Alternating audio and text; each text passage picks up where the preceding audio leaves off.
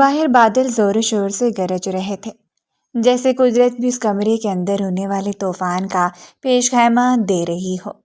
کمرے کی مدھم روشنی میں دیواروں پر بنتے سائے کسی ہیبت ناک ہیولے کی مانند محسوس ہو رہے تھے۔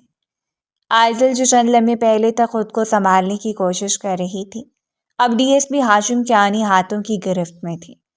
اس کی کلائیاں ہاشم کی مضبوط گرفت میں زور سے جگڑی ہوئی تھیں۔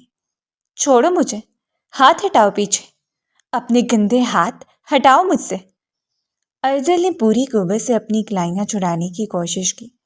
اس کی آواز میں غصہ اور حقارت ملی جلی تھی۔ آئندہ اگر تم نے اتنے سخت ہاتھوں سے مجھے چھونے کی ہمت کی نا، تو یاد رکھنا تمہارا منہ توڑ دوں گی میں۔ ہاشم کی لبوں پر ایک زہریلی اور شفاف مسکراہٹ رینگ گئی۔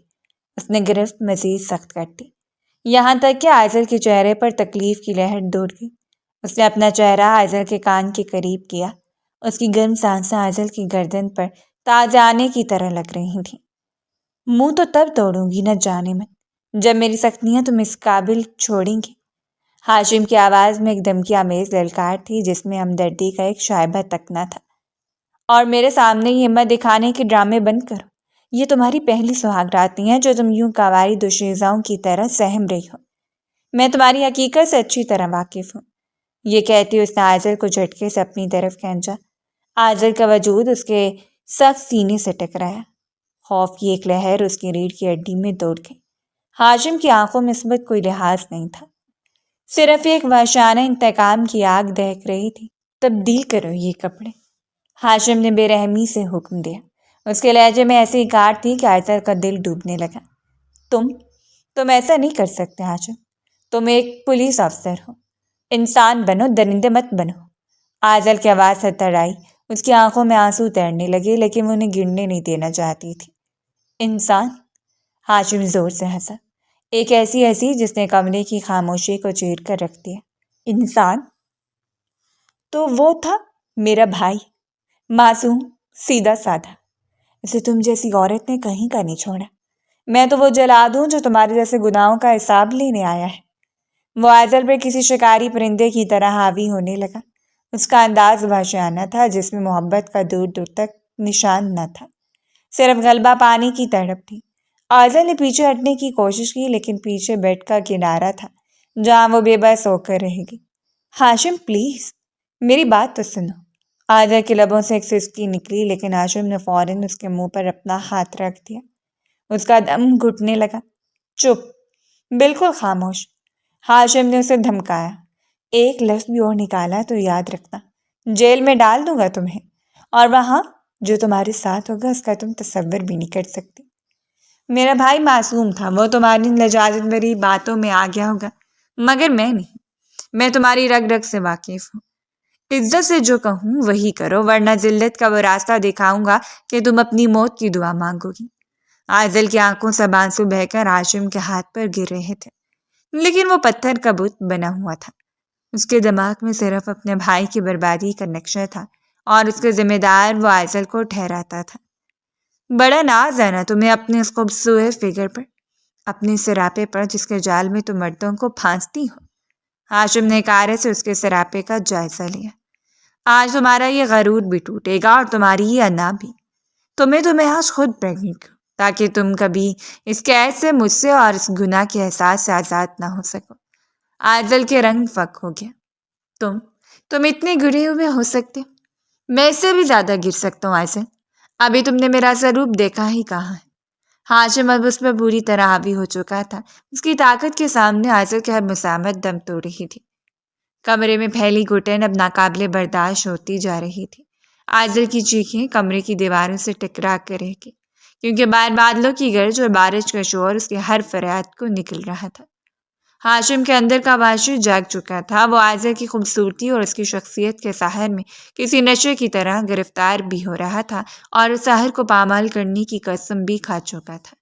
اس کشمکش میں اس کا انداز مزید ظالمانہ ہوتا گیا۔ آئزل جو خود کو ایک مضبوط عورت سمجھتی تھی، اس وقت ہاشم کے ہاتھوں میں موم کی گڑیا بن چکی تھی جسے وہ اپنی مرضی سے توڑ مروڑ رہا تھا۔ اس رات کی تاریکی میں ایک عورت اور مرد کے جنونی انتقام آپس میں گتھم گتھا تھے۔ ہاشم کو اس بات کی کوئی پرواہ نہیں تھی کہ کیا کر رہے، اسے بس فتح چاہیے تھی، اعظم کے جسم پر، اس کے روح پر اور اس کی تقدیر پر۔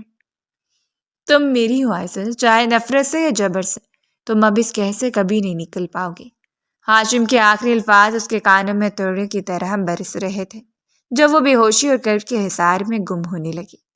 ہاشم کے والد ابرار صاحب شہر کے ایک معزز اور باوقار انسان تھے، جبکہ اس کا بڑا بھائی راہم ایک نہایت کامیاب اور سلجھا ہوا بزنس مین تھا۔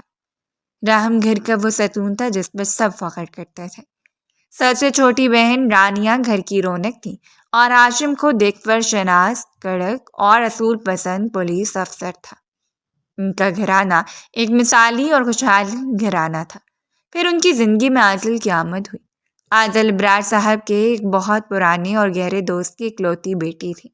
وہ ایک بے حد ماڈرن، اعلیٰ تعلیم یافتہ اور پراعتماد لڑکی تھی۔ اس کا رہن سہن، بول چال اور انداز فکر روایتی لڑکیوں سے بہت مختلف تھا۔ جب راہم اور عائزل کا رشتہ طے ہوا تو دونوں گھرانوں میں خوشی کی لہر دوڑ گئی۔ راہم اور عائزل دونوں ہی اس رشتے سے بے حد خوش تھے۔ منگنی کی تقریب ان کے وسیع و عریض لان میں منعقد کی گئی تھی۔ چاروں طرف رنگ برنگی روشنیاں اور پھولوں کی مہک پھیلی ہوئی تھی۔ عائزل نے ایک انتہائی خوبصورت جدید تراش خراش کا ڈیزائنر لباس پہن رکھا تھا جس میں وہ کسی شہزادی سے کم نہیں لگ رہی تھی۔ اس کی شوخی اور چنچل پن ہر کسی کی توجہ کا مرکز تھا۔ راہم جو تھوڑا سنجیدہ طبیعت کا مالک تھا، آج اس کی آنکھوں میں بھی ایک عجیب سی چمک اور ہونٹوں پر گہری مسکراہٹ تھی۔ بھابھی، آج تو آپ نے میرے بھائی کو بالکل ہی کلین بورڈ کر دیا ہے۔ رانیہ نے ہنستے ہوئے عائزل کو چھیڑا۔ عائزل نے ایک دلکش مسکراہٹ کے ساتھ راہم کی طرف دیکھا اور بولی، رانیہ ڈیئر، کلین بورڈ تو یہ مجھے کر چکے ہیں، دیکھو تو کتنے ہینڈسم لگ رہے ہیں۔ راہم نے محبت پاش نظروں سے عائزل کو دیکھا۔ تمہارے سامنے تو چاند بھی مان پڑ جائے عائزل، آج تو تم واقعی کمال لگ رہی ہو۔ ان دونوں کی کیمسٹری اور چہروں کی خوشی دیکھ کر محفل میں موجود ہر شخص کو ان کی سچی خوشی کا اندازہ ہو رہا تھا۔ کچھ چہروں پر حسد اور کچھ چہروں پر خوشی واضح دکھائی دے رہی تھی۔ انہی خوشیوں کے بیچ ہاشم، جو ڈیوٹی کے بعد تھکا ہارا اپنی پولیس یونیفارم میں ہی تقریب میں شریک ہوا تھا، ایک کونے میں کھڑا مسکرا کر سب دیکھ رہا تھا۔ تبھی اس کی والدہ زیبا بیگم اس کے پاس آ گئی۔ ہاشم پتر، کب تک اس خاکی وردی اور تھانے کچہری میں الجھا رہے گا؟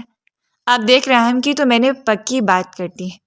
میرا دل کہتا ہے کہ تیری بھی منگنی اب ساتھ ہی کر دوں، دو خوشیاں ایک ساتھ آ جائیں گی گھر میں۔ زیبا بیگم نے پیار سے اس کے ماتھے پر ہاتھ رکھتے ہوئے کہا۔ ہاشم نے ہنس کر ماں کے ہاتھ کو چوما اور بولا، ارے امی جان، آپ بھی نہ، بس مجھے بھی اپنے کیریئر پر فوکس کرنا ہے۔ پولیس کی نوکری کوئی آسان کام نہیں ہے۔ ابھی تو میں نے ایس پی رینک تک جانا ہے، بہت کام باقی ہے۔ میں جب تک اپنا کیریئر پوری طرح سیٹ نہیں کر لیتا، شادی تو دور کی بات، اس بارے میں سوچوں گا بھی نہیں۔ لیکن بیٹا، عمر نکلی جا رہی ہے اور… زیبا بیگم کی بات کاٹتے ہاشم نے مسکرا کر کہا، امی، آپ ابھی اپنا سارا فوکس راہم بھائی اور عائزل بھابھی کی شادی پر رکھیں۔ ان کی شادی کو ایک یادگار ایونٹ بنانا ہے ہم نے۔ میرے لیے بعد میں فرصت سے کوئی حور پری ڈھونڈ لیجیے گا، ابھی تو آپ بس بھائی کی خوشیوں کی تیاریاں کریں۔ ہاشم کی اس بات پر زیبا بیگم بھی خوش دلی سے مسکرا دی اور راہم کی شادی کی بھرپور تیاریاں شروع کر دی گئیں۔ منگنی کے کچھ عرصے بعد ہی گھر میں شادی کے ہنگامے جاگ اٹھے۔ گھر کی رونقیں عروج پر تھیں۔ ہاشم اپنی ڈیوٹی میں سخت مصروف رہتا تھا، لیکن جیسے اسے تھوڑا سا بھی وقت ملتا وہ گھر کی رونقوں میں شامل ہو جاتا۔ مہندی کے فنکشن سے لے کر ولیمے تک ہر تقریب شہر میں ایک لمبے عرصے تک یاد رکھے جانے والے ایونٹ ثابت ہوئے تھے۔ پانی کی طرح پیسہ بہایا گیا تھا۔ شہر کے بڑے بڑے بزنس مین اور بیوروکریٹس شادی میں شریک ہوئے تھے۔ سب لوگوں نے شادی کو بہت انجوائے کیا تھا۔ عائزل کے ماڈرن دوستوں نے بھی خوب رونق لگائی تھی۔ ہر طرف کہہ کے گانے بجانے اور خوشیوں کا شور تھا، لیکن قسمت کو کچھ اور ہی منظور تھا۔ شاید ان کی خوشیوں کی مدت بہت ہی مختصر لکھی گئی تھی۔ شادی کے ہنگامے ختم ہونے کے چند دن بعد ہی گھر کا ماحول ایک عجیب سی خاموشی کی لپیٹ میں آنے لگا۔ یہ تبدیلی سب سے زیادہ راہم کی ذات میں نمایاں تھی۔ وہ راہم جو شادی والے دن خوشی سے پھولے نہیں سما رہا تھا، اب یکدم بجھا بجھا اور کھویا کھویا سا رہنے لگا تھا۔ اس کی ہنسی جو گھر میں گونجتی تھی اب کہیں غائب ہو گئی تھی۔ وہ اپنے کمرے سے کم ہی نکلتا اور اگر نکلتا بھی تو اس کی آنکھوں میں ایک گہری نہ سمجھ آنے والی اداسی اور چہرے پر ایک عجیب سی تھکاوٹ نظر آتی۔ اس کی یہ کیفیت گھر والوں کی آنکھوں سے زیادہ دیر تک مخفی نہ رہ سکی۔ ایک رات ہاشم دیر سے گھر سے لوٹا تھا۔ لاؤنج کی مدھم روشنی میں اس نے راہم کے صوفے پر اکیلے بیٹھے پایا۔ وہ خلاؤں میں گھور رہا تھا اور اس کے چہرے پر ایک کرب کی پرچھائی تھی۔ ہاشم کی پولیس افسر والے ذہن نے فوراً خطرے کی گھنٹی بجائی، مگر ایک بھائی کے دل نے اسے فکر مند کر دیا۔ ہاشم اس کے پاس جا کر بیٹھ گیا اور نرمی سے اس کے کندھے پر ہاتھ رکھا۔ بھائی جان، کیا بات ہے؟ آپ اتنی رات کے اندھیرے میں اکیلے کیوں بیٹھے؟ آپ کی طبیعت تو ٹھیک ہے؟ راہم ہڑبڑا کر سیدھا ہوا اور اس نے زبردستی اپنے چہرے پر ایک مسکراہٹ لانے کی کوشش کی جو کہ بالکل مصنوعی لگ رہی تھی۔ ارے ہاشم، تم آ گئے؟ نہیں یار، بس ایسی نیند نہیں آ رہی تھی۔ سب ٹھیک ہے؟ سب ٹھیک نہیں لگ رہا بھائی، ہاشم نے اس کی آنکھوں میں جھانکتے ہوئے کہا۔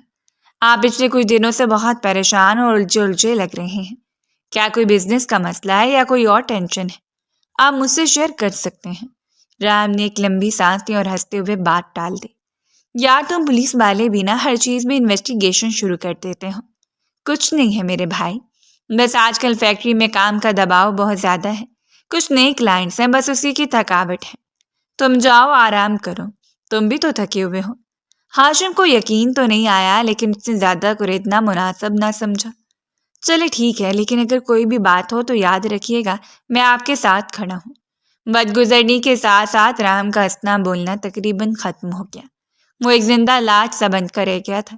اس کی شخصیت کا سارا چارم کہیں کھو گیا تھا۔ اس کے برعکس آزل کی زندگی میں کوئی تبدیلی نہیں آئی تھی۔ وہ ویسی شوق، چنچل اور بے باک تھی۔ اس کا طرز زندگی انتہائی ماڈرن تھا۔ اس کا ایک بہت وسیع فرینڈ سرکل تھا جس میں لڑکے اور لڑکیاں دونوں شامل تھے اور وہ گھنٹوں ان کے ساتھ فون پر ہنستی کھیلتی رہتی یا ان کے ساتھ پارٹیز میں شریک ہوتی۔ اسے رحم کے اس خاموشی اور بجھے بجھے انداز سے کوئی خاص فرق پڑتا دکھائی نہیں دیتا تھا۔ وہ اپنی دنیا میں مگن رہتی، نت نئے کپڑے پہنتی، تیار ہوتی اور اپنے دوستوں کے ساتھ آؤٹنگز پر نکل جاتی۔ ایک دن ناشتے کی میز پر سب بیٹھے تھے۔ رام خاموشی سے چائے کا کپ تھامے کسی گہری سوچ میں گم تھا۔ تبھی آئزل تیار ہو کر ایک بہت ہی ماڈرن اور بولڈ لباس پہنے سیڑھیوں سے اتری۔ اس کے ایک ہاتھ میں فون تھا اور وہ کسی سے اونچی آواز میں ہنستے ہوئے بات کر رہی تھی۔ اور کم آن سمیر، تم بھی نا پاگل ہو۔ ٹھیک ہے، میں بس آدھے گھنٹے میں کلب پہنچ رہی ہوں، وہیں ملتے ہیں، بائے۔ اس نے فون بند کیا اور میز کی طرف آئی۔ Good morning everyone. Aunty میں لنچ پر نہیں آؤں گی، میرے کچھ پرانے دوست آئے ہوئے ہیں آؤٹ آف سٹی سے، ان کے ساتھ گیٹ ٹوگیدر ہے۔ رحم، میں آپ کی گاڑی لے جا رہی ہوں، آئزل انتہائی لاپرواہی سے کہا اور ایک ٹوسٹ اٹھا کر دروازے کی طرف بڑھ گئی۔ رحم نے کوئی جواب نہیں دیا، بس اس کی گرفت چائے کے کپ پر اتنی سخت ہو گئی کہ ہاشم کو لگا جیسے کپ ابھی ٹوٹ جائے گا۔ رحم نے ایک تکلیف دہ نظروں سے آئزل کے پوچھ کو دیکھا اور پھر خاموشی سے نظریں جھکا لیں۔ ہاشم یہ سب بہت غور سے دیکھ رہا تھا۔ اسے رحم کا یہ بوجھا سا انداز، اس کا اپنی ہی بیوی کی ان حرکات پر یوں پرسرار طور پر خاموش رہنا اور آئزل کا یہ بے پرواہ اور ماڈرن روپ اندر ہی اندر بہت محسوس ہوتا تھا۔ اس کا دل کہتا تھا کہ دال میں کچھ کالا ضرور ہے۔ رحم اور آئزل کے بیچ کچھ ایسا ہے جو سب کی نظروں سے چھپا ہوا ہے۔ ہاشم اکثر سوچتا کہ رحم بھائی نے آخر کس بات پر اتنی گہری چپ سادھ لی ہے۔ کیا آئزل کی حد سے زیادہ ماڈرن لائف سٹائل اور دوستوں کا حلقہ ان کی پریشانی کا سبب ہے، یا بات کچھ اور ہے؟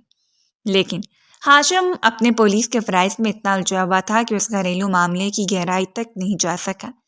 وہ ہرگز نہیں جانتا تھا کہ رام کی اس خاموشی، اس کے بجھے ہوئے چہرے اور آئزل کی شوخی کے پیچھے ایک ایسا خوفناک اور غلیظ راز چھپا ہوا ہے جو اندر ہی اندر دیمک کی طرح ان کے خاندانی بنیادوں کو کھوکھلا کر رہا ہے۔ وقت ریت کی طرح مٹھی سے پھسلتا گیا اور راہم اور آئزل کی شادی کو 3 سال کا طویل عرصہ بیت گیا، لیکن 3 سالوں میں اس گھر کی فضاؤں نے کبھی سچی خوشی کی مہک نہیں دیکھی تھی۔ آئزل کی روش، اس کا اکھڑ پن اور اس کے حد سے بڑھی ہوئی ماڈرن لائف سٹائل میں رتی برابر بھی تبدیلی نہیں آئی تھی۔ وہ ابھی اس طرح اپنی سہیلیوں اور دوستوں کے ساتھ پارٹیوں میں مگن رہتی، نت نئے برانڈز کے کپڑے پہنتی اور اپنی ذات کی کھول میں قید رہتی۔ دوسری طرف رام، جو کبھی اس گھر کی جان ہوا کرتا تھا، اب ایک چلتی پھرتی لاش بن چکا تھا۔ اس کے چہرے سے مسکراہٹ ایسے غائب ہو گئی تھی جیسے کبھی تھی ہی نہیں۔ یہ 3 سال راہم کے لیے کسی پولیس راز سے کم نہ تھے۔ دونوں کے درمیان میاں بیوی جیسا کوئی رشتہ سرے سے موجود ہی نہیں تھا۔ باہر والوں کی نظر میں وہ ایک مثالی جوڑا تھے، لیکن بند کمرے کی حقیقت اتنی بھیانک اور تلخ تھی کہ راہم کا سینہ چھلنی ہو چکا تھا۔ شادی کو 3 سال گزر جانے کے بعد قدرتی طور پر خاندان والوں اور رشتہ داروں کی طرف سے سوالات کا سلسلہ شروع ہو چکا تھا۔ جب بھی کوئی خاندانی تقریب ہوتی تو کوئی نہ کوئی بزرگ خاتون یا رشتہ دار عائزل یا زیبا بیگم سے اولاد کے حوالے سے چبھتے ہوئے سوالات ضرور کرتا۔ ارے عائزل بیٹا، 3 سال ہو گئے ہیں، آپ تو کوئی خوشخبری سنا۔ گھر میں بچے کی کلکاریاں گونجے تو گھر کا آنگن بھی مہک اٹھتا ہے۔ ایک دن خالہ نے ڈرائنگ روم میں بیٹھے ہوئے عائزل سے براہ راست پوچھ لیا۔ عائزل نے ایک لمحے کے لیے اپنے چہرے پر انتہائی معصومیت اور دکھ کا تاثر سجایا اور ایک گہری آہ بھرتے ہوئے بولی، خالہ جان، اولاد تو اللہ کی دین ہے، انسان تو بس کوشش ہی کر سکتا ہے۔ راہم کی دوائیاں چل رہی ہیں، ڈاکٹرز کہہ رہے ہیں کہ تھوڑا وقت لگے گا، میں تو ان کا ہر طرح سے خیال رکھ رہی ہوں، باقی اللہ کی مرضی ہے۔ یہ الفاظ راہم کے لیے کسی خنجر سے کم نہیں تھے، جس میں دروازے کے پاس کھڑا یہ سب سن رہا تھا۔ عائزل نے بڑی ہوشیاری اور مکاری سے سارا ملبہ راہم کے کندھوں پر ڈال دیا تھا۔ اس نے ثابت کر دیا تھا کہ کمی عائزل میں نہیں بلکہ راہم میں ہے۔ راہم کے قریبی دوست اور رشتہ دار بھی اب دبے لفظوں میں سے تعانت دینے لگے تھے۔ یا راہم، اپنا کوئی علاج کرواؤ، آج کل تو میڈیکل سائنس نے اتنی ترقی کر لی ہے، تم تو اندر ہی اندر گھلتے جا رہے ہو۔ کوئی ہمدردی کے روپ میں اس کی مردانگی پروار کرتا تو کوئی اس کی پیٹھ پیچھے سرگوشیاں کرتا۔ لوگوں کا یہ کہنا تھا کہ جتنی جلدی اولاد ہو جائے اتنا ہی اچھا ہے، ورنہ مرد کی کیا عزت رہ جاتی ہے۔ راہم کیسے بتاتا؟ وہ اپنا درد کس کے سامنے روتا؟ وہ دنیا کو کیسے بتاتا کہ اس کی بیوی عائزل شادی کے 3 سال بعد بھی اب تک ہے؟ اس نے ایک بار بھی راہم کو ابھی اپنے قریب نہیں آنے دیا۔ راہم کو راتیں آج بھی یاد تھیں جب اس نے عائزل کے سامنے ہاتھ جوڑے تھے۔ عائزل، ہم میاں بیوی، ہمارا ایک رشتہ ہے، تم کب تک مجھ سے یوں دور رہو گی؟ مجھے بھی ایک نارمل زندگی چاہیے، مجھے بھی اس گھر میں اپنے بچے کی آواز سننی ہے۔ راہم نے ایک رات انتہائی درمندانہ لہجے میں عائزل سے کہا تھا، جس پر ڈریسنگ ٹیبل کے بڑے آئینے کے سامنے کھڑی اپنے سراپے کو تحسین بھری نظروں سے دیکھ رہی تھی۔ عائزل نے مڑ کر راہم کو ایک سرد اور حقارت بھری نگاہ سے دیکھا۔ تمہارا دماغ تو خراب نہیں ہوگا راہم، بچے تم چاہتے ہو کہ میں پریگننٹ ہو کر اپنا مناسب اور بے داغ فکر خراب کر لوں؟ یہ سڈول جسم، یہ خوبصورتی جس میں لوگ رشک کرتے ہیں، میں سے ایک روتی دھوتی ماں بن کر برباد کر دوں؟ کبھی نہیں۔ مجھے اپنی آزاد اور بے فکر زندگی سے بہت محبت ہے۔ میں 1000 سال بھی جیوں تو یوں ہی جینا چاہوں گی۔ میرے قریب آنے کی کوشش بھی مت کرنا۔ میں کوئی روایتی عورت نہیں ہوں جو تمہاری خواہشات کی بھینٹ چڑھ جاؤں۔ یہ الفاظ راہم کی روح کو چیر کر رکھ دیتے تھے۔ عائزل اپنی خوبصورتی کی غذا میں اتنی اندھی ہو چکی تھی کہ اسے راہم کی سستیاں اور اس کی تباہ ہوتی ہوئی ذات نظر ہی نہیں آتی تھی۔ اس نے اولاد نہ ہونے کا سارا ملبہ راہم پر صرف اس لیے ڈال دیا تھا تاکہ لوگ اسے کچھ نہ کہیں اور سماج کی نظروں میں ایک ہمدرد اور صابر بیوی بنی رہے۔ راہم اندر سے ٹوٹ چکا تھا۔ وہ ایک باعزت اور خوددار انسان تھا، اور اس روزمرہ کی تذلیل اور اپنی مردانگی پر اٹھنے والے سوالات اور عائزل کی صدموری نے اسے اندر سے کھوکھلا کر دیا تھا۔ وہ کتنی دیر تک یہ سب کچھ برداشت کرتا؟ روز کا یہ ذہنی اور جذباتی عذاب اب اس کے برداشت کی حدوں سے باہر ہو چکا تھا۔ آخر کار اس کی قوت برداشت کا پیمانہ لبریز ہو گیا۔ ایک اندھیری رات جب سارا گھر سو رہا تھا، رام نے محسوس کیا کہ اس کے جینے کا اب کوئی جواز باقی نہیں رہا۔ اس خاموش جنگ میں وہ ہار چکا تھا۔ اس نے خود کو اس دنیا کے تمام غموں، تانوں اور عائزل کی خود غرضی سے ہمیشہ کے لیے آزاد کرنے کا فیصلہ کر لیا، اور وہ ایک ایسی ابدی نیند سو گیا جہاں سے کوئی واپس نہیں آتا۔ اسی دن جب راہم کی روح دنیا کے عذابوں سے پرواز کر چکی تھی، شہر کے مرکزی تھانے میں ایک الگ ہی چہل پہل تھی۔ آج DSP ہاشم کے لیے اس کے کیریئر کا ایک بہت ہی اہم اور تاریخی دن تھا۔ وہ پچھلے کئی مہینوں سے ایک انتہائی خطرناک اور بین الاقوامی گروہ کے پیچھے لگا ہوا تھا، اور آج رات کی تاریکی میں اس کی ٹیم نے ایک کامیاب چھاپا مار کر اس پورے نیٹ ورک کو تباہ کر دیا تھا۔ یہ کوئی معمولی مجرم نہیں تھے، یہ ایک ایسا صفاق گروہ تھا جو معصوم اور جوان لڑکیوں کی سمگلنگ کر کے انہیں دوسرے ملکوں میں بھیجتا تھا۔ وہ غریب گھرانوں کی لڑکیوں کو نوکریوں کا جھانسا دے کر اغوا کرتے اور پھر انہیں بین الاقوامی مافیا کے ہاتھوں فروخت کرتے تھے، جہاں انہیں غلط مقاصد اور جسم فروشی کے لیے استعمال کیا جاتا تھا۔ ہاشم کے لیے یہ صرف ایک کیس نہیں تھا بلکہ ایک مشن تھا۔ تھانے کا ماحول آج کسی تہوار کا منظر پیش کر رہا تھا۔ حوالات میں تمام درندے ہتھکڑیوں میں جکڑے منہ لٹکائے بیٹھے تھے۔ ہاشم اپنی وردی میں ملبوس سینہ چوڑا کہ اپنے کیبن سے باہر نکلا تو پورے تھانے کے عملے نے کھڑے ہو کر اسے سیلوٹ کیا۔ ویلڈن ڈی ایس پی ہاشم، ویلڈن۔ آئی جی اور کمشنر صاحب خود تھانے میں موجود تھے اور ہاشم کی پیٹھ تھپتھپا رہے تھے۔ تم نے آج محکمہ پولیس کا سر فخر سے بلند کر دیا ہاشم۔ ان درندوں کو پکڑنا کوئی آسان کام نہیں تھا، لیکن تمہاری لگن اور بہادری نے یہ ناممکن کام ممکن کر دکھایا۔ کمشنر صاحب نے بڑے مجمع میں ہاشم کی تعریف کرتے ہوئے کہا۔ ہاشم کے چہرے پر ایک فاتحانہ لیکن متین مسکراہٹ تھی۔ سر، یہ میرا فرض تھا۔ معصوم بیٹیوں کی زندگیاں بچانا میری ڈیوٹی تھی۔ تمہاری شاندار کارکردگی پر تمہیں صرف میڈل ہی نہیں ملے گا بلکہ تمہاری پروموشن کی فائل بھی میں نے آج ہی آگے بڑھا دی ہے۔ تم ایس پی کے رینک کے حقدار ہو۔ کمشنر نے سب وعدہ کیا تو پورے تھانے میں تالیوں کی گونج اٹھ گئی۔ ہاشم بے حد خوش تھا۔ آج اس کی برسوں کی محنت رنگ لائی تھی۔ اس کا دل چاہا کہ وہ فوراً یہ خوشخبری اپنے گھر والوں کو، اپنی ماں کو اور خاص طور پر اپنے بڑے بھائی راہم کو سنائے، جو ہمیشہ سے ایک ایماندار افسر بننے کی تلقین کیا کرتے تھے۔ تھانے میں مٹھائیاں بانٹی جا رہی تھیں۔ میڈیا کے نمائندے باہر کھڑے ہاشم کے انٹرویو کا انتظار کر رہے تھے۔ سب کچھ کتنا پرفیکٹ تھا۔ تبھی ہاشم کی جیب میں رکھا اس کا موبائل فون وائبریٹ کرنے لگا۔ اس نے فون نکالا، اسکرین پر مام کالنگ چمک رہا تھا۔ ہاشم نے ایک مسکراہٹ کے ساتھ میڈیا اور افسران سے تھوڑا سا کنارہ کیا اور کال ریسیو کی۔ جی ماما جان، کیسی ہیں آپ؟ ماما، آج آپ کی بیٹی نے وہ کام کیا کہ… ہاشم انتہائی پرجوش انداز میں بول رہا تھا، لیکن دوسری طرف سے آنے والی آواز نے اس کے الفاظ اس کے حلق میں منجمد کر دیے تھے۔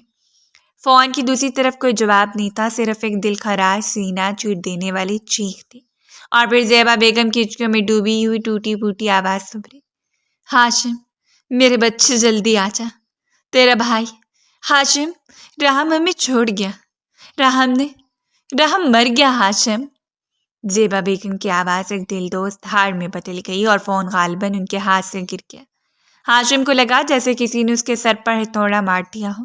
اس کے پیروں تلے سے زمین کھسک گئی۔ تھانے کا سارا شور، تالیاں، کمشنر کی آوازیں، سب کچھ جیسے کسی گہرے ہار میں دفن ہو گیا۔ اس کے ہاتھ سے فون چھوٹ کر زمین پر گرا اور سکرین چکنا چور ہو گئی۔ ہاشم، کیا ہوا؟ سب ٹھیک ہے نا؟ اس کے ایک ساتھی انسپکٹر نے اس کے چہرے کا اڑا ہوا رنگ دیکھ کر پوچھا، لیکن ہاشم کے منہ سے ایک لفظ نہ نکل سکا۔ وہ ایک دیوانے کی طرح پلٹا اور تھانے کے دروازے کی طرف بھاگا۔ وہ کسی سے کچھ نہ بولا اور بس اپنی سرکاری گاڑی میں بیٹھا اور گاڑی کو اندھادھند سڑکوں پر دوڑا دیا۔ اس کے دماغ میں سائیں سائیں ہو رہی تھی۔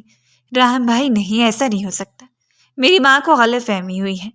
راہم بھائی تو کتنے مضبوط انسان ہیں، انہیں کیا ہو سکتا ہے؟ اس کی آنکھوں سے آنسوؤں کی جھڑی لگ گئی تھی، جسے وہ بار بار اپنی وردی کے آستین سے صاف کر رہا تھا۔ گاڑی کے ٹائروں سے گھر کے گیٹ کے سامنے ایک زوردار چرچراہٹ کی آواز سنائی دی۔ گھر کا دروازہ کھلا ہوا تھا اور اندر سے عورتوں کی رونے کی دلخراش آوازیں آ رہی تھیں۔ ہاشم لڑکھڑاتے قدموں کے ساتھ اندر داخل ہوا۔ لاؤنج کے منظر قیامت خیز تھا۔ اس کی ماں زیبا بیگم زمین پر بیٹھی اپنے بال نوچ رہی تھی۔ رانیہ صدمے سے بت بنی کونے میں کھڑی تھی اور درمیان میں فرش پر ایک سفید چادر میں لپٹا ہوا ایک وجود پڑا تھا۔ ہاشم کی ٹانگوں کی طاقت جواب دے گئی۔ وہ گھٹنوں کے بل زمین پر گرا اور گھستا ہوا سفید چادر تک پہنچا۔ کامتے ہوئے ہاتھوں سے اس نے چادر کا کونا اٹھایا۔ اس کا جان سے پیارا بھائی، جس نے بچپن سے اسے ایک باپ کی طرح پالا تھا، اب موت کی آغوش میں ابدی نیند سو رہا تھا۔ رام کا چہرہ بالکل زرد پڑ چکا تھا، لیکن اس کے چہرے پر ایک عجیب سی تھکاوٹ اور کرب کے آثار اب بھی نمایاں تھے۔ ہاشم دھاڑے مار مار کر رونا شروع کر دیا۔ اسے رام کے سر چہرے کو اپنے سینے سے لگا لیا۔ بھائی جان، آنکھیں کھولیں، دیکھیں میں آ گیا ہوں۔ آپ مجھ سے بات کیوں نہیں کر رہے؟ تھوڑی ہی دور صوفے پر آئزل بیٹھی تھی۔ اس نے سر پر دوپٹہ اوڑھ رکھا تھا اور اپنے چہرے کو ہاتھوں میں چھپائے رونے کی اداکاری کر رہی تھی۔ رام نے خود کو اس دنیا کے غموں، تضییق اور آئزل کے دیے گئے ذہنی عذابوں سے دور کر لیا تھا۔ یہ بربادی صرف اور صرف آئزل کی انا اور خود غرضی کی وجہ سے ہوئی تھی۔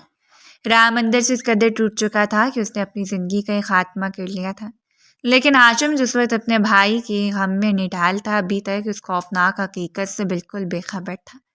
اسے نہیں معلوم تھا کہ اس کے بھائی کی جان لینے والا کوئی اور نہیں بلکہ اسی گھر میں روتی ہوئی عورت ہے۔ وقت کسی کے لیے نہیں رکتا، لیکن ہاشم کے لیے ایسی زندگی اس دن تھم گئی تھی۔ جب اس نے اپنے بھائی کا جسم خاکی مٹی کے سپرد کیا تھا۔ گھر کی دیواریں اب اسے کاٹنے کو دوڑتی تھیں۔ آئزل جو عدت کے چند دن گزارنے کے بعد اپنے والدین کے گھر منتقل ہو چکی تھی، اپنا سارا ساز و سامان اپنے لیے، وہ قیمتی لباس اور میک اپ کا سامان سب ساتھ لے گئی تھی۔ رحم کا کمرہ کسی اجڑے ہوئے گھر کا منظر پیش کر رہا تھا، جہاں یادوں کے سوا کچھ باقی نہ تھے۔ آج رحم کی سالگرہ کا دن تھا، وہی دن جب پچھلے کئی سالوں سے پورے گھر میں گہما گہمی ہوتی تھی۔ ہاشم اپنے بھائی کے لیے مہنگے تحفے لاتا تھا اور رانیہ بیک کرتی اور رحم سے کیک کاٹنے کی ضد کرتی تھی، لیکن آج خاموشی اتنی گہری تھی کہ ہاشم کو اپنی سانسوں کی آواز میں بوجھ لگ رہی تھی۔ وہ اپنے کمرے میں اکیلا بیٹھا تھا، لیکن اس کی بے چینی اسے کھینچ کر رحم کے بند کمرے کی طرف لے گئی۔ ہاشم نے لرزتے ہاتھوں سے دروازہ کھولا۔ کمرے میں رحم کے پرفیوم کی ہلکی سی مہک اب بھی باقی تھی۔ وہ سیدھے الماری کی طرف بڑھا اور اسے کھول کر کھڑا ہو گیا۔ الماری خالی ہو چکی تھی۔ آئزل نے اپنی موجودگی کا ہر نشان وہاں سے مٹا دیا تھا۔ نہ وہاں اس کی کوئی تصویر تھی، نہ کوئی خوشبو، صرف رحم کی چند ہینگرز پہ لٹکے سوٹ تھے جو بے جان لگ رہے تھے۔ ہاشم نے دکھ سے ایک سوٹ کو چھوا، تبھی اس کی نظر الماری کے سب سے اوپر والے خانے میں چھپے ایک لکڑی کے باکس پر پڑی۔ اسے تجسس میں وہ باکس نکالا تو اس کے اندر ایک سیاہ رنگ کی ڈائری موجود تھی۔ ہاشم نے کبھی نہیں سوچا تھا کہ رام بھائی ڈائری لکھتے ہوں گے۔ اسے صوفے پر بیٹھ کر لرزتے ہاتھوں سے پہلا صفحہ پلٹا۔ پہلے چند صفحات پر شادی کی خوشیاں اور امیدیں درج تھیں، لیکن جیسے جیسے ہاشم آگے بڑھتا گیا اس کے ماتھے پر پسینہ آنے لگا اور دل کی دھڑکن تیز ہو گئی۔ آج میری زندگی کی سب سے بڑی خوشی کا دن ہونا چاہیے تھا، لیکن آئزل نے مجھے وہ زخم دیا ہے جو شاید کبھی نہ بھر سکے۔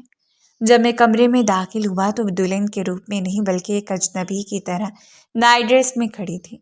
اس نے صاف کہہ دیا، رحم میرے قریب آنے کی کوشش بھی مت کرنا۔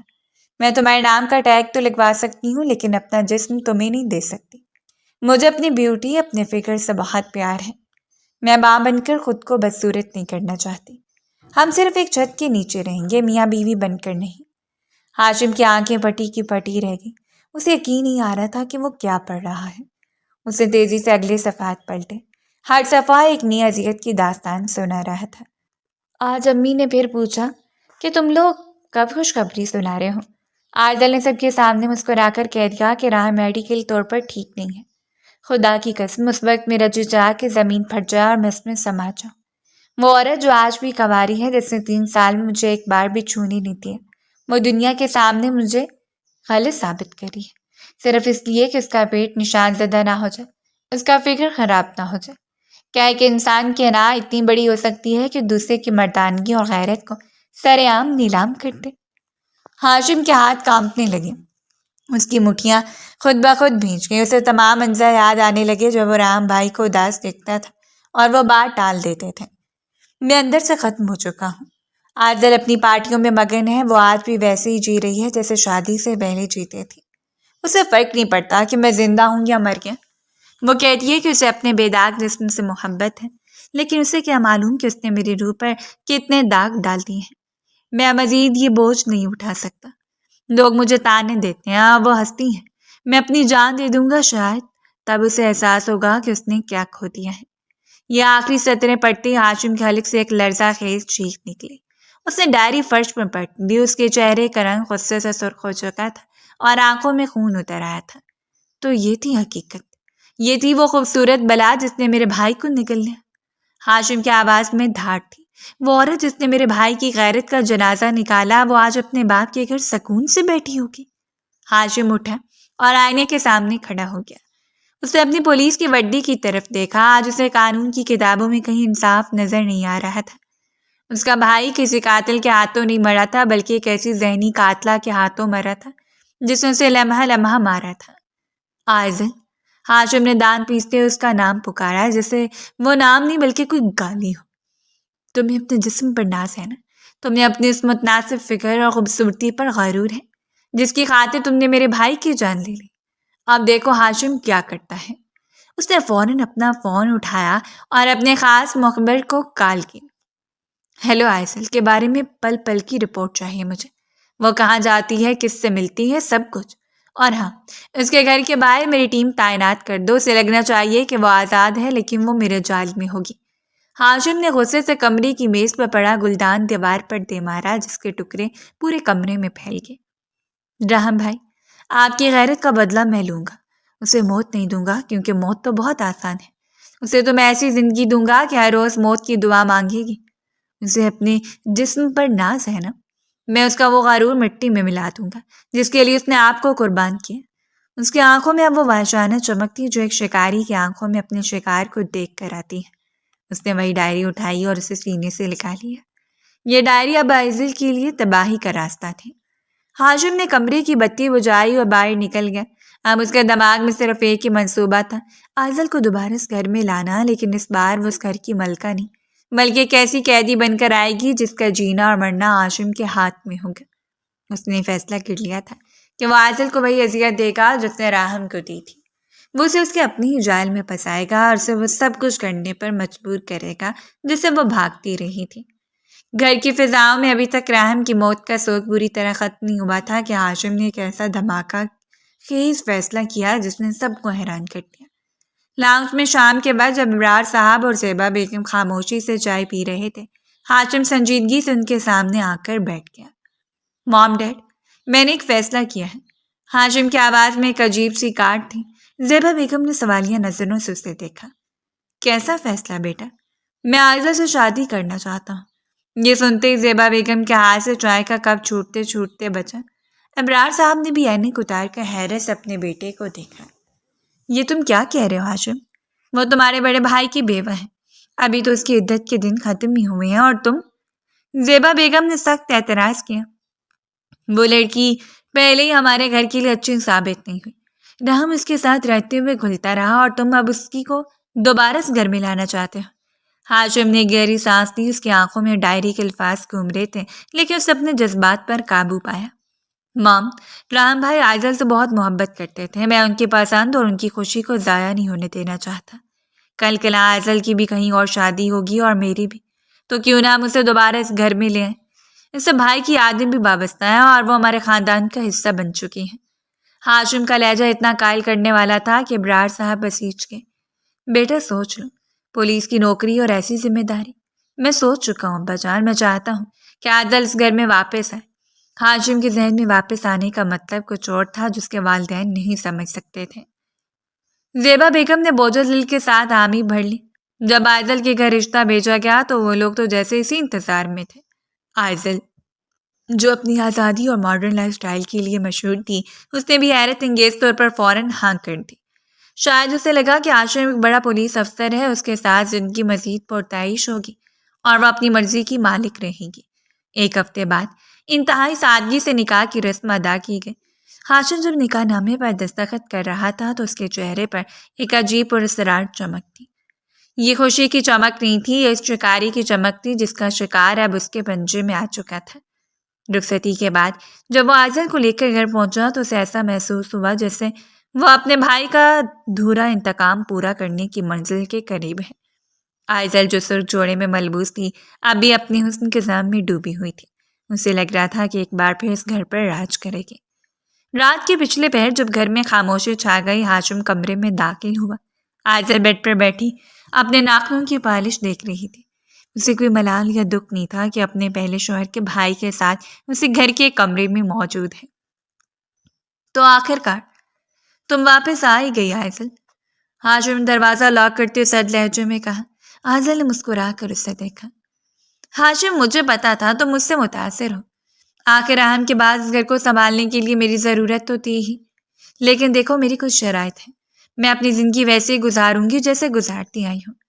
ہاشم اس کے قریب آیا، اس کے قدموں کی چاپ کسی درندے کی طرح تھی۔ شرائط؟ تمہیں لگتا ہے راہم کا کمرہ ہے؟ ہاشم نے کارت سے ہنستے ہوئے کہا۔ عائزل، راہم بھائی ایک فرشتہ تھے، ایک معصوم انسان، لیکن میں ایک پولیس والا ہوں، میں گناہ گاروں کی کھال کھینچنا چاہتا ہوں۔ عائزل کا رنگ یکدم فک ہو گیا۔ تم یہ کیا کہہ رہے ہو؟ ہاشم نے جھپٹ کر اس کی گلائی اتنی سختی سے پکڑی کہ عائزل کا حلق سے چیخ نکل گئی۔ میں نے شادی محبت میں نہیں کی اور نہ راہم کی خوشی کے لیے، میں نے یہ شادی اس لیے کی ہے تاکہ میں تمہیں وہ جہنم دکھا سکوں جس میں تم نے میرے بھائی کو جھونکا تھا۔ عائزل نے تڑپ کر اپنی کلائی چرانے کی کوشش کی۔ چھوڑو مجھے، پاگل ہو گئی ہو کیا؟ میں تمہاری بیوی ہوں۔ بیوی؟ ہاشم اس پر وحشانہ انداز میں حاوی ہوا۔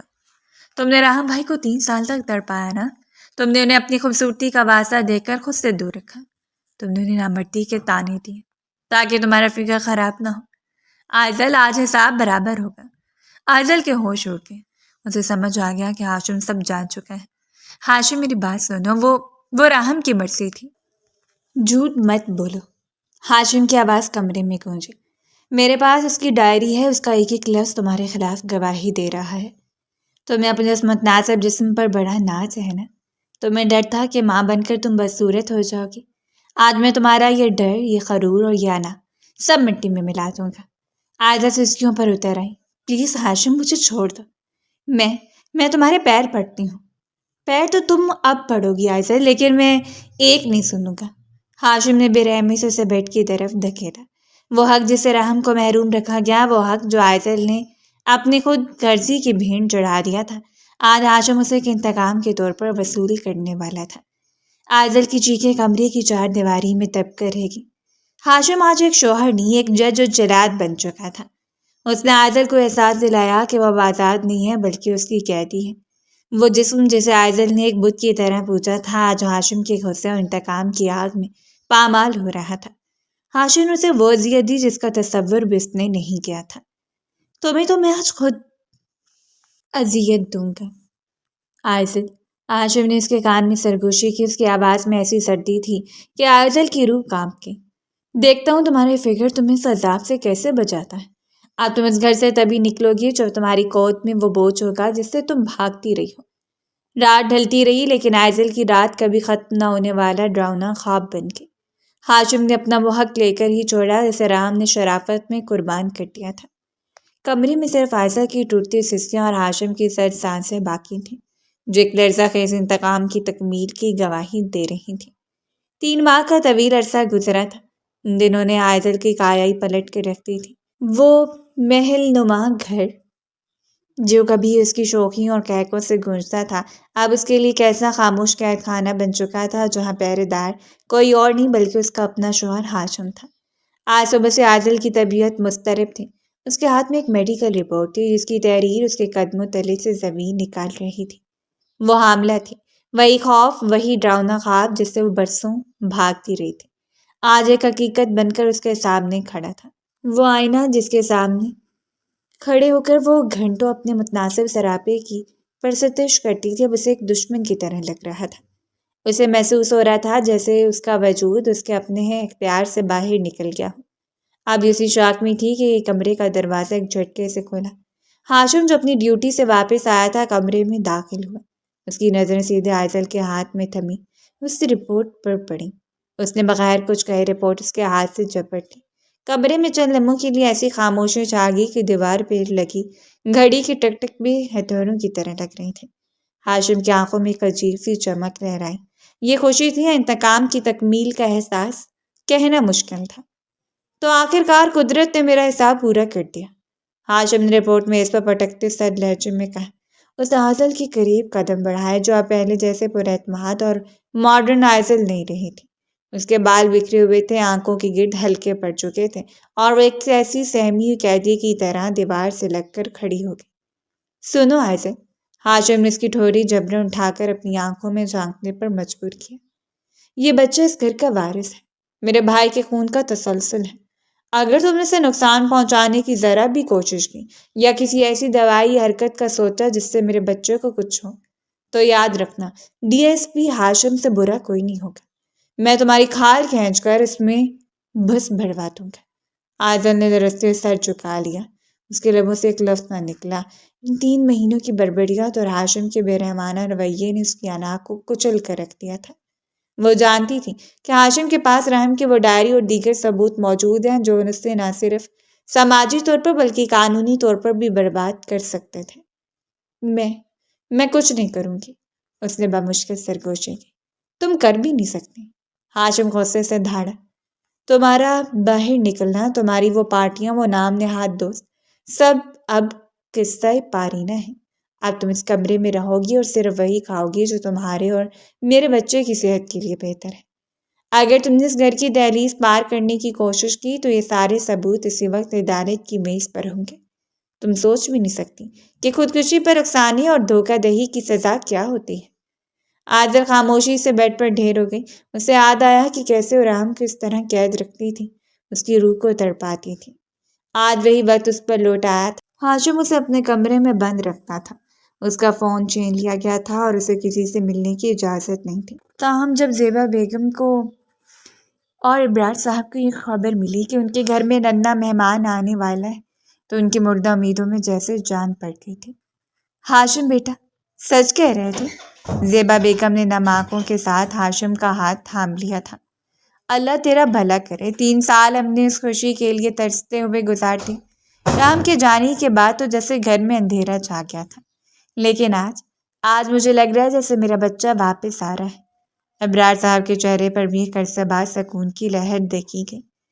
بیٹا، بازل کا بہت خیال رکھنا، وہ اب اس گھر کی امانت کا بوجھ اٹھائے ہوئے ہیں۔ ہاشم نے خاموشی سے سر جھکا لیا۔ اسے عائزہ سے کوئی ہمدردی تھی، نہ ہی اس کے دل میں اس کے لیے کوئی جگہ تھی، لیکن اپنے بچے کے لیے اس کے اندر ایک عجیب سی ممتا جاگ اٹھی تھی۔ وہ اب خود عائزل کی خوراک، اس کے آرام اور اس کی چیک اپ کا حساب رکھتا۔ وہ اسے زبردستی پھل اور دودھ پینے پر مجبور کرتا۔ یہ دیکھ بھال محبت کی نہیں بلکہ اس امانت کی حفاظت تھی جو عائزل کے بدن میں پرورش پا رہی تھی۔ ایک شام ہاشم کمرے میں آیا تو عائزل کھڑکی کے پاس کھڑی باہر کی دنیا کو حسرت سے دیکھ رہی تھی۔ وہ کافی کمزور ہو چکی تھی لیکن اس کا پیٹ اب نمایاں ہونے لگا تھا۔ آرام کرو عائزل، کھڑی کیوں ہو؟ ہاشم نے سختی سے کہا، لیکن اس بار اس کے لہجے میں وحشت نہیں تھی جو پہلے ہوتی تھی۔ عائزہ مڑی، اس کی آنکھوں میں آنسو تھے۔ ہاشم، کیا تم مجھے کبھی معاف کر پاؤ گے؟ میں مانتی ہوں میں نے رحم کے ساتھ بہت برا کیا، میں اپنی خوبصورتی کے نشے میں اندھی ہو گئی تھی، لیکن اب مجھے ڈر لگتا ہے۔ ہاشم نے ایک سرد نظر اس پر ڈالی۔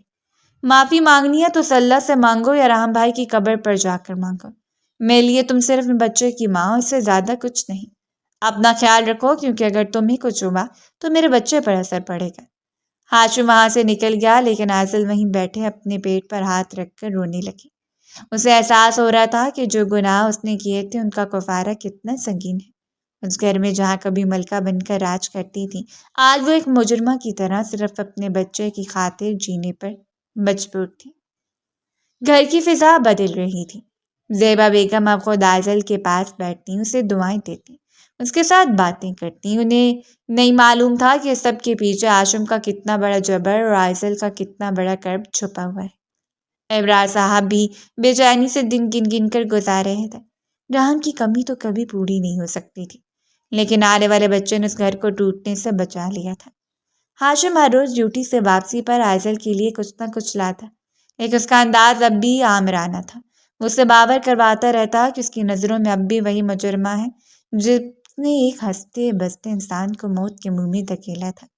لیکن قدرت کا کھیل دیکھیں، جس جسم کو بچانے کے لیے عائزل نے سب کچھ داؤ پر لگا دیا تھا، آج وہی جسم ایک نئی زندگی کی پرورش کر رہا تھا، اور عائزل کو اپنی سی خوبصورتی کے ڈھلنے کا کوئی غم نہیں رہا تھا، کیونکہ وہ ہاشم کے خوف اور اپنے ضمیر کی آواز کے بوجھ تلے دب چکی تھی۔ اسپتال کے کوریڈور میں ایک عجیب سی بے چینی اور خاموشی کا راج تھا۔ آپریشن تھیٹر کے باہر سرخ بتی جل رہی تھی، اور ہاشم جو اپنے محکمے کا سب سے سخت گیر اور نڈر افسر مانا جاتا تھا، آج کوریڈور میں بے قراری سے چکر کاٹ رہا تھا۔ اس کے چہرے پر تفکر، ہونٹوں پر دعائیں تھیں۔ کچھ فاصلے پر زیبا بیگم تسبیح پڑھ رہی تھیں۔ ان کی آنکھوں سے لگاتار آنسو بہہ رہے تھے، جبکہ ابرار صاحب انہیں تسلی دے رہے تھے۔ آج عائزہ زندگی اور موت کی کشمکش میں تھی۔ وہ درد زہ کی شدت سے گزر رہی تھی، وہ درد جس سے بچنے کے لیے، جس کے خوف سے اسے اپنی اور عام کی زندگی برباد کرتی تھی۔ لیکن آج قدرت اسے اس مقام پر لے آئی تھی جہاں اس کا ہر غرور، ہر تکبر اور اس کی وہ نام نہاد خوبصورتی ریت کی دیوار کی طرح گر چکی تھی۔ تبھی آپریشن تھیٹر کی سرخ بتی بجھی اور ایک نرس مسکراتی ہوئی باہر آئی۔ مبارک ہو ڈی ایس پی صاحب، اللہ نے آپ کو چاند سا بیٹا دیا ہے۔ ماں اور بچہ دونوں بالکل ٹھیک ہیں۔ یہ سنتے ہی ہاشم کے قدم وہیں رک گئے، اس کے سینے میں جیسے کسی نے ٹھنڈی ہوا کا جھونکا اتار دیا۔ زیبا بیگم نے وہی زمین پر بیٹھ کر سجدہ شکر ادا کیا اور ابرار صاحب کی آنکھیں خوشی سے چھلک پڑی۔ اس گھر میں طویل عرصے بعد کوئی سچی خوشی اتری تھی۔ کچھ دیر بعد جب آئزل کو پرائیویٹ روم میں شفٹ کیا گیا تو نرس نے ایک سفید تولیے میں لپٹے ننھے سے گلابی وجود کو آئزل کے پہلو میں لٹا دیا۔ آئزل جو درد اور نکاہٹ سے اندر ڈالتی اس نے لرزتے ہاتھوں سے اس ننھے سے وجود کو چھوا۔ جیسے اس کی انگلیاں بچے کی نرم و نازک گالوں سے ٹکرائیں، آئزل کے اندر جیسے کوئی بند ٹوٹ گیا۔ وہ ممتا جسے برسوں سے اپنے اندر دبائے بیٹھی تھی آج ایک لاوے کی طرح ابل پڑی۔ اس نے بچے کو اپنے سینے سے لگا لیا اور پھوٹ پھوٹ کر رونے لگی۔ اس کے آنسوؤں کا سیلاب رکنے کا نام نہیں لے رہا تھا۔ یہ صرف خوشی کے آنسو نہیں تھے، یہ ندامت کے، پچھتاوے کے اور اپنے گناہوں کے بوجھ کے آنسو تھے۔ وہ رو رہی تھی کیونکہ آج اسے احساس ہوا تھا کہ اس نے اپنی اس فانی اور عارضی خوبصورتی، اپنے اس فگر کو بچانے کے لیے کس قدر عظیم اور انمول احساس کو ٹھکرا دیا تھا۔ اس ننھی سی جان کے لمس نے اسے باور کرا دیا تھا کہ عورت کا اصل حسن اس کے سراپے میں نہیں بلکہ اس کی ممتا میں چھپا ہوتا ہے۔ وہ آنسوؤں کے ذریعے اپنے اندر کا سارا غبار، سارا زہر اور اپنی پچھلی زندگی کی ساری غلاظت نکال دینا چاہتی تھی۔ کمرے کا دروازہ دھیرے سے کھلا اور ہاشم اندر داخل ہوا۔ زیبا بیگم اور ابرار صاحب بچے کو پیار کر کے کچھ دیر پہلے ہی گھر جا چکے تھے تاکہ آئزل آرام کر سکے۔ کمرے کی مدھم روشنی میں ہاشم نے آئزل کو بیڈ پر روتے ہوئے دیکھا۔ اس کے بال بکھرے ہوئے تھے، چہرہ زرد تھا اور آنکھوں کی گرد گہرے ہلکے تھے، لیکن اس وقت ہاشم کو دنیا کی سب سے خوبصورت عورت لگ رہی تھی۔ اس کا وہ غرور، وہ ماڈرن پن، وہ چنچل پن سب ختم ہو چکا تھا۔ اس کی جگہ ایک ممتا سے بھری نادم اور سچی عورت نے لے لی تھی۔ ہاشم دھیرے قدموں سے چلتا بیڈ کے قریب آیا اور کرسی کھینچ کر اس کے پاس بیٹھ گیا۔ اس کی نظر اپنے بیٹے کے پرسکون چہرے پر پڑی جو اپنی ماں کے سینے سے لگا سو رہا تھا۔ ہاشم کے اندر کا وہ انتقام، وہ لاوا، وہ غصہ جو اس نے پچھلے کئی مہینوں سے پال رکھا تھا، اس ننھے فرشتے کا چہرہ دیکھتے ہی برف کی طرح پگھل گیا۔ آئزل نے ہاشم کو اپنے پاس بیٹھے دیکھا تو اس کی سسیاں اور تیز ہو گئی۔ اسے اپنا ایک ہاتھ آگے بڑھا کر ہاشم کا ہاتھ پکڑ لیا۔ اس کے ہاتھ کانپ رہے تھے۔ ہاشم، آئزل کی آواز رو رو کے بھرا چکی تھی۔ مجھے معاف کر دو ہاشم، خدا کے لیے مجھے معاف کر دو۔ ہاشم نے اس کی طرف دیکھا جو اس کی آنکھوں میں وہ درندگی اور وحشت نہیں تھی جس نے آئزل کو پچھلے کئی ماہ سے خوف زدہ کر رکھا تھا۔ میں کتنی اندھی تھی ہاشم، میں نے اپنی اس مٹی کی مورد کو بچانے کے لیے ایک ہنستے بستے انسان کی جان لے لی۔ میں نے رحم کے ساتھ بہت ظلم کیا، میں نے تمہارے ساتھ ظلم کیا، میں نے اپنی ذات کے ساتھ ظلم کیا۔ آج جب میں نے اس بچے کو چھوا تو مجھے پتہ چلا کہ میں نے کس جنت کو ٹھکرا کر جہنم کا سودا کیا تھا۔ تم اس بچے کا واسطہ ہاشم، میرے گناہوں کو معاف کر دو، مجھ سے اب یہ بوجھ مزید نہیں اٹھایا جاتا۔ آئزل اپنا سر ہاشم کے ہاتھ پر رکھ کر زاروں کے تار رونے لگی۔ ہاشم کا دل پوری طرح موم ہو چکا تھا۔ ایک انسان جب سچے دل سے توبہ کر لے تو پتھر سے پتھر دل بھی پگھل جاتے ہیں۔ ہاشم نے اپنا دوسرا ہاتھ آگے بڑھایا اور بہت نرمی سے آئزل کا سر سہلایا۔ آئزل میری طرف دیکھو۔ ہاشم کی آواز میں ایک عجیب سی ملامت اور ٹھہراؤ تھا۔ آئزل نے ڈڈبائی آنکھوں سے سر اٹھایا۔ ہاشم نے اپنے انگوٹھے سے اس کے رخساروں پر بہتے آنسو صاف کیے۔ انسان جب اپنی غلطی مان لے تو اس کی سزا وہیں ختم ہو جاتی ہے آئزل۔ ہاشم نے نرمی سے اس کا ہاتھ اپنے دونوں ہاتھوں میں تھام لیا۔ میں نے تم سے انتقام لینے کی قسم کھائی تھی، میں تمہیں اذیت دینا چاہتا تھا، لیکن آج تم نے مجھے وہ خوشی دی ہے جس کے سامنے میرے سارے گلے، میرا سارا غصہ اور میرا ہر انتقام چھوٹا پڑ گیا۔ تم نے میرے بھائی کی کمی تو پوری نہیں کی، لیکن اس گھر کو اس کا وارث دے کر تم نے ہم سب کو ایک نئی زندگی دی ہے۔ ہاشم مسکرایا اور جھک کر آئزل کی پیشانی پر اپنے لب رکھ دی۔